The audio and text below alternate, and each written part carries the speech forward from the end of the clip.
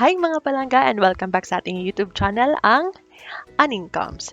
So sa video ito ay i-discuss ko sa inyo o ibabahagi ko sa inyo kung bakit ba ako naging avid fan ni Canva. Bakit ba love ko masyado si Canva at ginagamit ko ito palagi.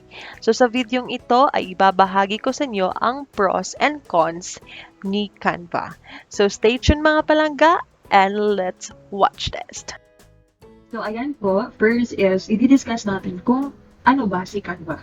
So, si Canva po is a free graphic design platform that's great for making invitations, business cards, Instagram posts, and more. A drag and drop interface that makes customizing thousands of templates in simple and easy way.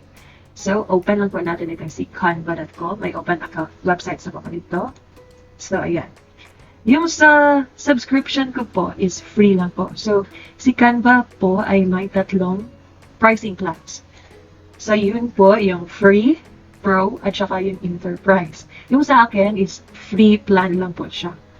So, sa free plan, wala kang babayaran. Ang inclusion po dito is 250,000 plus free templates that you can use, 100 plus design types, social media posts, presentation, letters, and more, hundreds of thousands of free photos and graphics, invites members to your team, collaborate and comment in real time, 5 gig of cloud storage. For the Pro, it's 2,490 per year, and 1 to 5 people na po ang makagamit. Actually, may free trial sila for 30 days, 1 month, and for Enterprise po, it's 1,490 per month, per person. Yun po. So, sa akin po, usually po, ma-advise ko for those who are students and those who are starting pa po sa kanilang YouTube career, YouTube channel, okay naman po gamitin itong si free price subscription. Kasi naman po, makakagamit ka na po ng templates nila, makaka-edit ka na po ng para sa iyong thumbnail, YouTube thumbnails.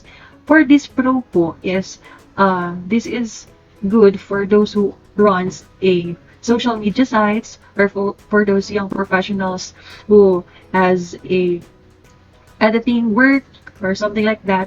So, yan po. So, yun po yung pricing plans ni Canva. So, punta na po tayo doon sa mismong Canva platform. So, eto po. So, i-discuss ko po yung unang-una is yung pros ni Canvas. So, sa mga pros po ni Canvas is,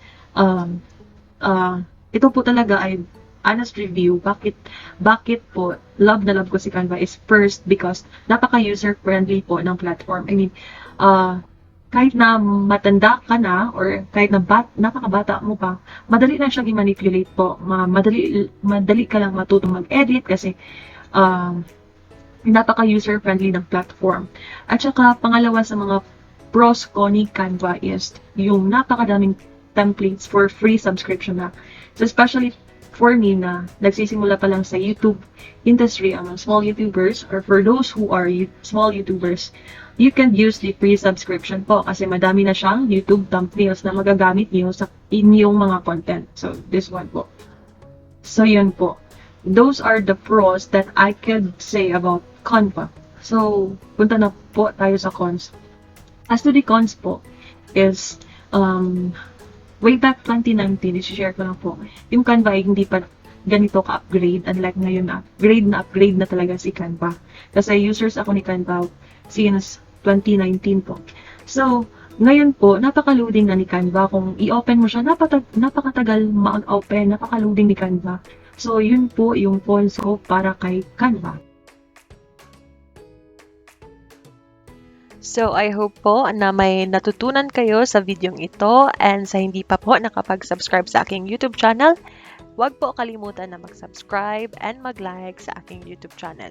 Maraming salamat po sa panonood.